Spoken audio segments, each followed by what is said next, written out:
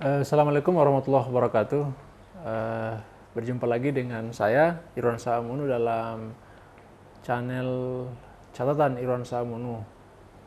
Pada kesempatan kali ini kita bertemu dengan Kepala BKPSDM Kota Bobau, Pak Abdul Rahman. Gimana kabar Pak? Kabar baik. Ya, jadi ini kita berada di ruangan kerja beliau. Ya, di tengah atau di sela-sela kesibukan beliau kita meminta hal-hal atau kita minta penjelasan-penjelasan beliau terkait dengan apa kinerja beliau atau apa yang beliau lakukan selama beliau ada di sini. Kebetulan juga beliau ini adalah kepala BKPSDM yang baru ya, yang belum lama dilantik. Tentu ini waktu yang tepat juga untuk kita bisa mengulik lebih jauh apa yang akan beliau lakukan selama berada di posisi ini. Sebagai pembuka mungkin saya bisa bertanya kepada Bapak terkait dengan apa sebenarnya yang dilakukan oleh institusi yang Bapak pimpin ini terkait dengan bagaimana mendukung kinerja pemerintah daerah Kota Bobau. Oh iya, jadi BKPSDM ini adalah salah satu instansi yang memberikan pelayanan kepada pegawai. Ya. Jadi kepada pegawai. Jadi kami memberikan pelayanan kepada semua pegawai, terutama dalam hal masalah kenaikan pangkat, kemudian pengadaan pegawai, kemudian mutasi pegawai dan lain-lain sebagainya. Dalam hal sebagai sebuah lembaga instansi pemerintah daerah, BKPSDM adalah salah satu lembaga yang mendukung pemerintah visi misi pemerintahan. Ya. Dalam hal ini adalah pemerintahan tampil manis. Salah satunya visinya itu adalah tampil tertib dari kami, jadi menjalankan fungsi tertib. Bagaimana tertib administrasi sehingga kemudian kami membantu wali kota dalam pelayanan administrasi kepegawaian. Ya. Ini kan kalau kita lihat bahwa BKPSDM ini memiliki dua akronim yang kita lihat, yaitu kepegawaian dan pengembangan SDM. Mungkin bisa digambarkan terkait dengan dua dimensi ini. Oh iya. Jadi dari aspek kepegawaian, seperti saya katakan tadi itu, jadi kami itu mengurus pegawai mulai dari sejak perencanaan kepegawaian, kemudian pengadaannya, pengangkatannya pegawai, kemudian bagaimana kenaikan pangkatnya pegawai, kemudian mutasi kepegawaian, kemudian pada disiplin kepegawaian sampai kepada memberikan punishment bagi yang pegawai-pegawai yang malas, kemudian juga memberikan reward dalam arti kesejahteraan pegawai, bagaimana memikirkan kesejahteraan pegawai. Nah, itu dari aspek kepegawaiannya. Sementara dari aspek diklatnya pengembangan sumber daya manusia, bagaimana BKPSDM itu mengadakan berbagai macam kegiatan untuk meningkatkan kompetensi pegawai. Nah itu seperti itu. Jadi tentu kalau kita bicara peningkatan kompetensi pegawai itu bermacam-macam ya. Ada berbentuk diklat, ada berbentuk seminar, ada berbentuk workshop, ada bentuk pemagangan. Nah itu. Jadi ada dua hal itu tadi di dalam kompetensi itu. Tadi disinggung soal bagaimana menyukseskan visi misi tampil manis. Apa yang dilakukan oleh BKPSDM untuk lebih mendetailkan visi misi tampil manis tadi dalam bidang kepegawaian? Ya, pertama-tama kita akan membuat kan perencanaan ya, salah satunya itu bagaimana pengadaan pegawai. Pengadaan pegawai kan itu berarti juga kalau misalnya kita mengusulkan formasi pegawai, itu juga kan sama dengan membantu masyarakat menciptakan lapangan pekerjaan. Nah, itu barangkali untuk masyarakat ya. Untuk sesama pegawai, kalau seumpama urusan kepegawaian ini bisa lancar kepada semua pegawai, mereka bekerja dengan tenang, tepat waktu, insya Allah juga mereka melaksanakan tupoksinya masing-masing dengan baik di tempat kerjanya. Begitu juga kalau seumpama mereka itu punya kompetensi yang baik, bahwa PNS ini adalah ujung tombak pemerintah. Ya, betul. Kita berpikir bahwa mengapa ujung tombak pemerintah? Karena semua program pemerintah itu dijalankan oleh PNS. Saya berikan contoh. Masalah kebijakan pasar. Itu yang atur itu ada perindak pegawai. Iya, pegawai. Masalah di jalan jalanan itu ada dinas perhubungan. Pegawai juga. Masalah koperasi. Jadi semuanya pegawai. Tidak ada yang lepas dari Infokom bisa dengan teman-teman di pegawai media. Juga. Ya, semua pegawai sehingga kita berpikir bahwa apabila mereka memiliki kompetensi yang baik, bahwa kita kembangkan kompetensinya, insya Allah mereka juga bekerja dengan baik. Setiap instansi itu akan bekerja dengan baik, dan apa yang mereka lakukan di masyarakat benar-benar dikelola orang-orang yang punya kompetensi yang baik. Seperti itu. Ini menarik tadi Pak Kadis menyampaikan bahwa ada fungsi bahwa birokrat itu adalah merupakan ujung tombak. Pertanyaan kita adalah berapa jumlah pegawai yang ada di Kota Bau Bau saat ini? Ya sekitar 4.060-an. 4.000 lebih. 4.000 itu gimana? Jumlahnya apakah memadai dengan beban ASN yang ada di Kota Bau untuk melayani masyarakat yang ada sekitar 170.000 jiwa? Iya, sebenarnya belum memadai karena ada dua hal. Karena kita kan namanya ada ANJAP analisis beban. ANJAP itu turunannya itu ada salah satunya itu ada analisis beban kerja. Kalau kita melihat beban kerja, memang setiap instansi itu masih terasa kurang sebenarnya, masih kurang. Kita termasuk guru kan, pegawai ini kan bukan cuma struktural tapi juga fungsionalnya. Di rata-rata di sekolah-sekolah itu guru-guru SD itu memang masih kurang itu. Ya di kelurahan, apalagi di kelurahan. Jadi kalau kita melihat beban kerja dengan jumlah pegawai yang ada sekarang, sebenarnya kita masih kurang. Idealnya berapa antara populasi masyarakat dengan jumlah ASN yang ada di suatu daerah? Kalau untuk populasinya kita mungkin agak berbeda dengan seperti polisi tapi paling tidak kita setelah analis beban kerja dengan jumlah yang dilayani itu memang masih kita anggap masih kurang. Ini sekitar berapa persen lagi kira-kira untuk menutupi kebutuhan itu untuk agar ANJAP itu bisa terpenuhi? Ya kira-kira sekitar 5.000-an. Wah, berarti kalau begitu ini dia melayani fungsinya 2 kali lipat dari bebannya. Iya sebenarnya. Karena sekarang kan kita punya sekitar 4.060, sementara kita butuh lagi 5.000. Berarti kan sekitar 1.000-an lah begitu. 1.000-an. Berarti luar biasa juga berarti beban yang dilakukan. Kemudian yang berikut mungkin bisa digambarkan terkait dengan tadi tuh bicara soal peningkatan kompetensi, kemudian kualitas dan seterusnya. Juga kan ini ada kaitannya dengan bagaimana menyiapkan fasilitas yang menunjang peningkatan kompetensi tersebut. Apa yang akan dilakukan terkait dengan peningkatan kompetensi tersebut? Karena saya dengar ada usulan untuk membangun balai diklat ya. Gimana itu? Bisa diceritakan?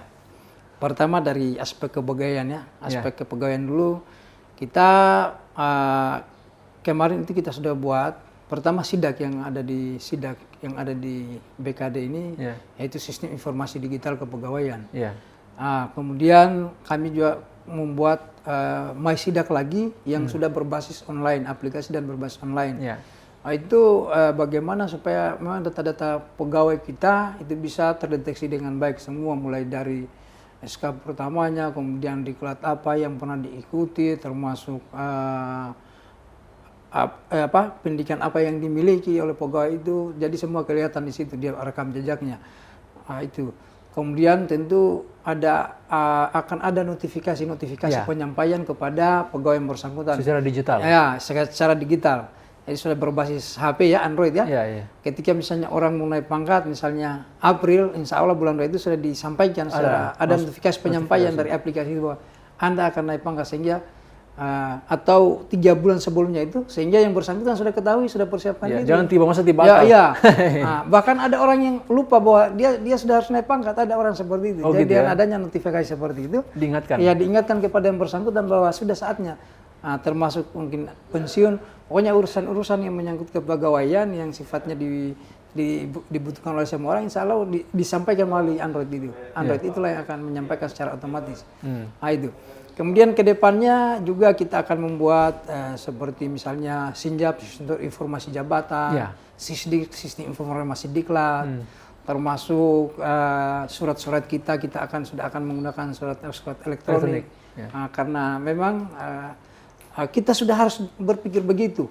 Apalagi kita sudah masuk di era digital ini, jadi kita berusaha untuk di BKP SDM Kota Bau-Bau ini kita akan berupaya untuk menggunakan aplikasi-aplikasi yang bisa memudahkan orang yang tanpa ke BKD pun tetap bisa dilayani. Terkait itu tadi untuk kepegawaian. Dan aspek peningkatan kompetensi kita mengajukan usul kepada pemerintah kota dan kelihatannya ini sudah mulai ada respon oleh Pak Sekretaris Daerah, kemudian oleh Pak Wali Kota Bau-Bau. Karena mengapa ini tempat diklat? Mengapa kita buat diklat? Diklat ini memang adalah tempat untuk mengembangkan kompetensi, bahwa salah satu tempat pengembangan kapasitas pegawai, kapasitas building. Kalau ada kita punya diklat di Kota Bau-Bau ini, contoh seperti prajabatan. Betul. Nah, pelaksanaan prajabatan. Kita punya pegawai itu setiap tahun seperti 80 orang lebih. Itu indeks prajabatan itu per orang itu sekitar 9 juta. Kalau kita sudah punya balai, itu kita kelola sendiri, jadi sekitar artinya bisa akan kita laksanakan di Kota Bau-Bau ini sendiri. Tidak perlu harus ke daerah lain. Nah, jadi itu 9 juta dari APBD, belum dari uang pribadi. Iya, belum uang pribadi. Jadi itu pentingnya mengapa itu kita ada tempat diklat. Itu baru prajabatan, mungkin diklat PIM 4. Diklat PIM 4 juga itu kita kirim setiap tahun. Tapi kalau ada kita punya tempat yang memadai di sini, kita bisa adakan sendiri di sini. Kita bisa bekerja sama dengan badan diklat provinsi untuk kita difasilitasi dari segi pengajar, dari segi pengajarnya. Jadi kita seperti itu. Dan itu istilahnya kalau itu sangat bermanfaat karena imbasnya itu terhadap berbagai macam dimensi, baik itu misalnya dia pedagang, petani, karena anggaran itu tadi sudah digunakan di Bau-Bau ini. Jadi multiplier efek gitu ya? Iya, mempunyai efek domino kepada sektor-sektor yang lainnya. Ini tadi menarik yang Bapak jelaskan terkait dengan kepegawaian tadi, kita akan mengarah ke e-government. Jadi dia berbasis digital. Berarti dengan kata lain bahwa seluruh ASN yang ada di sini, nomor handphone itu terdata dengan baik, sehingga ini ada bank data yang bisa mengumpulkan semua data-data itu secara centralized di sini, begitu. Iya, saya kira begitu. Bahwa contoh salah satu sekarang yang lagi diterapkan oleh pemerintah Kota Bau-Bau mengenai SIPO 5. Ya, betul. SIPO 5 ini kan kerjasama antara sebuah sistem di mana sistem itu yang sifatnya itu objektif, kemudian transparan, terukur, efektif dan efisien. Bahwa apa yang dikerjakan oleh pegawai itu, hasil yang diterima oleh pegawai itu sesuai dengan apa yang dia lakukan. Dan itu adalah datanya itu adalah dari kita, kita bekerja sama antara, kemudian aplikasinya ada di Kominfo, kemudian organisasi sama-sama kita backup isinya, termasuk Bapeda dan keuangan. Jadi ada beberapa itu memang sudah berbasis aplikasi, sehingga setiap orang terdata, termasuk nomor handphonenya. Mereka sudah harus memiliki keterampilan untuk menggunakan HP, karena dia sudah data aktivitas kerjanya itu melalui sebuah aplikasi di handphone. Jadi yang tadinya barangkali pegawai kota ini ada yang tidak menggunakan HP, masih yang HP yang 3G itu, yang center HP jadul, SMSG, telepon G.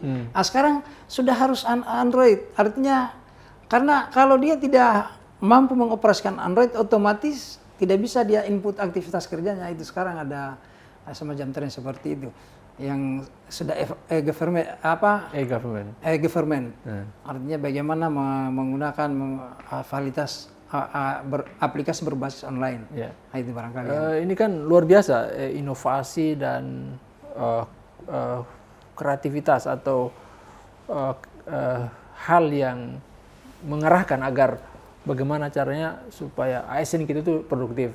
Nah, bagaimana? Apakah ada hambatan di lapangan dengan inovasi ini dengan ASN yang jumlahnya sekitar 4.060 tadi? Ya, memang kalau hambatan itu masih sebenarnya secara umum tidak, karena orang sudah pada gunakan sekarang ini ya, walaupun mungkin ini mengubah mindset pikiran orang dan budaya orang. Ini masih ada yang terlambat ini masih ada. Sehingga kemudian itu barangkali yang masih ada orang yang tiba-tiba lupa absen. Ternyata saya harus absen pagi, termasuk pulangnya nanti tiba di rumah.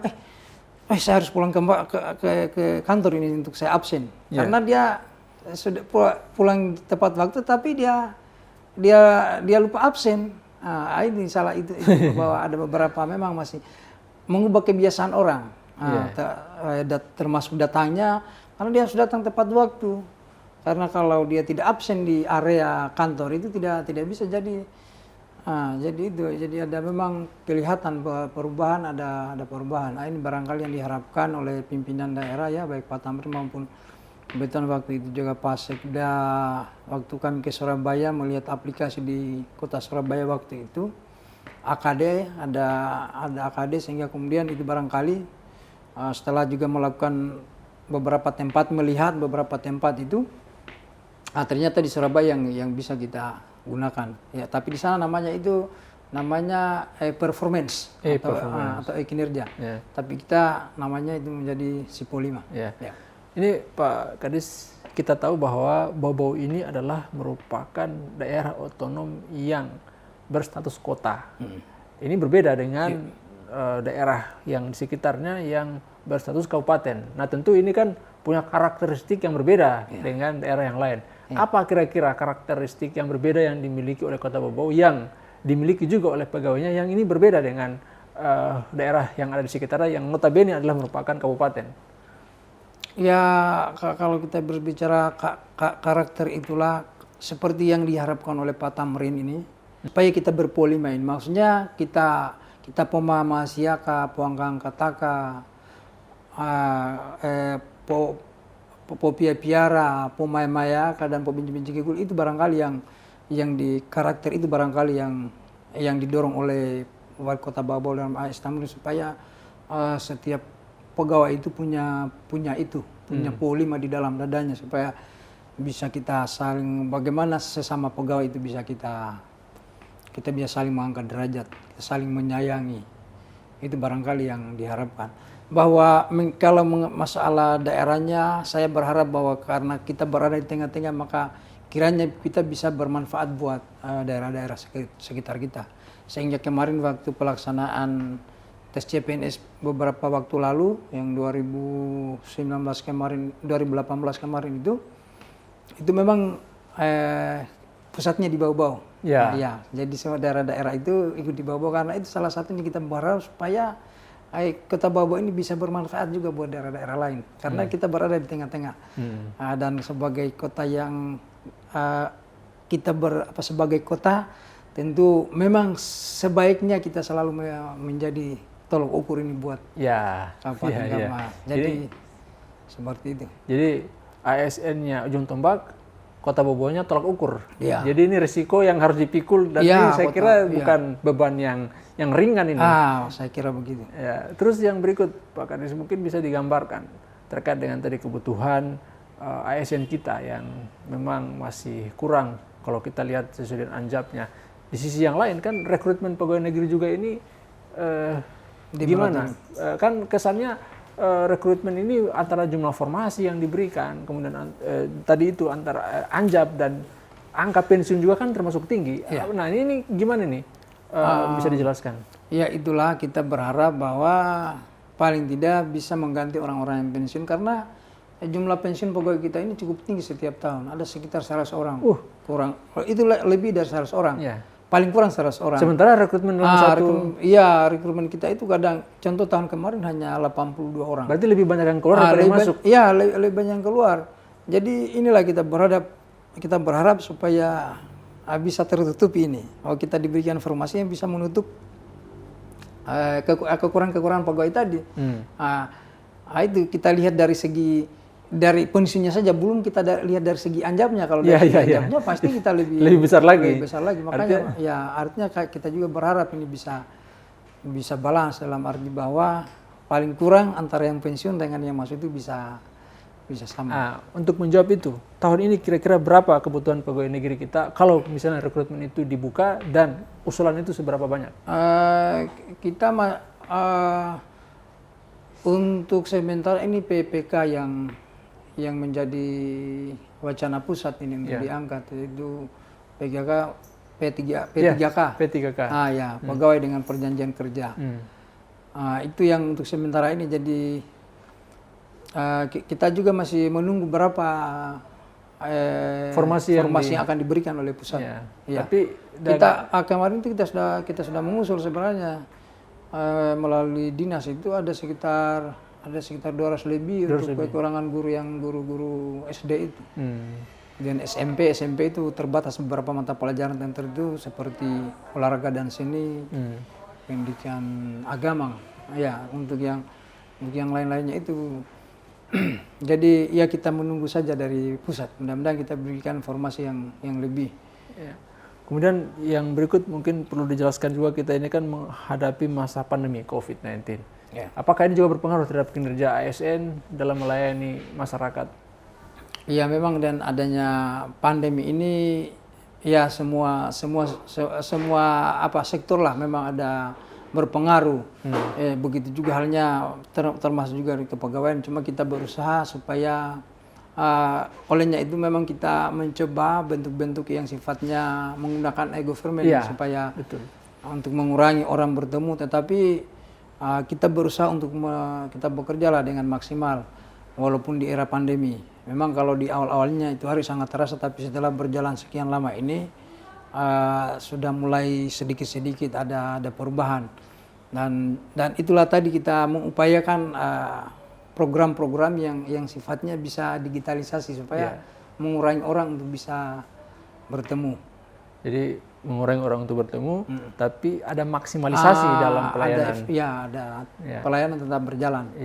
Terakhir mungkin Pak Kadis, apa yang Bapak mau sampaikan kepada masyarakat terkait dengan posisi ASN sebagai ujung tombak ini dalam melayani mereka untuk memenuhi kebutuhan dalam interaksinya dengan ASN tadi? Kita sangat berharap ini, artinya bahwa ASN itu adalah pelayan masyarakat. Jadi kita juga sangat berharap untuk benar-benar sebagai pelayan masyarakat kita wujudkan itu. Jadi hal-hal yang memang apa yang dibutuhkan masyarakat kepada kita ASN, mari kita berikan pelayanan yang maksimal, sehingga masyarakat itu merasa bahwa benar-benar ada pemerintah, ada yang melayani mereka. Ini kita berharap bahwa kita sebagai ASN ini sudah di situ baratnya.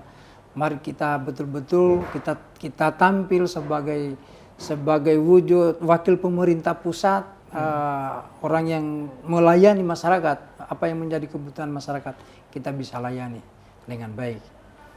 Artinya dikatakan bahwa pemerintah harus hadir dengan masyarakat. Iya, dengan artinya dalam pemerintah tentu kita bicara pemerintah ASN. Betul. Harus benar-benar hadir di tengah-tengah masyarakat.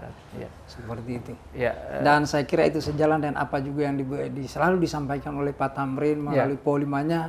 Mari kita berikan pelayanan kita ini baik sesama pegawai maupun kepada masyarakat itu berlandaskan Po5, Po Mama Siaka, Po Angka-Angkataka, Po Pia-Piara, Po Mayaka, Po Binci-Binci Kuli. Benar-benar itu kita PNS kita jalankan, itu kita wujudkan baik sesama PNS yang lain maupun masyarakat, sehingga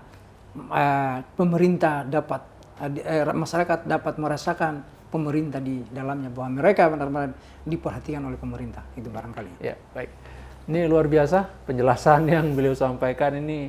Tidak terasa ini waktu kita sudah sekitar 30 menit berdiskusi, berbincang, dan tadi itu kita melihat banyak gagasan menarik yang dilakukan, dan itu bersumber dari BKPSDM sebagai institusi yang mana AS ini adalah merupakan ujung tombak ya pemerintah untuk melakukan relasi atau hubungan dengan masyarakat. Dan tadi kita juga mendengarkan bahkan e-government itu adalah merupakan salah satu inovasi yang ada di sini agar pelayanan itu bisa lebih cepat lagi. Terima kasih Pak Kadis, Pak Abdul Rahman atas waktunya. Insyaallah kita bertemu pada kesempatan yang berikutnya dengan tema dan waktu yang lain. Tetap jaga kesehatan dan tetap beraktivitas dan menjaga protokol kesehatan sehingga kita semua bisa tetap melaksanakan aktivitas tanpa mengurangi kualitas dan mutunya. Terima kasih. Kita bertemu dalam kesempatan yang berikut. Assalamualaikum warahmatullahi wabarakatuh.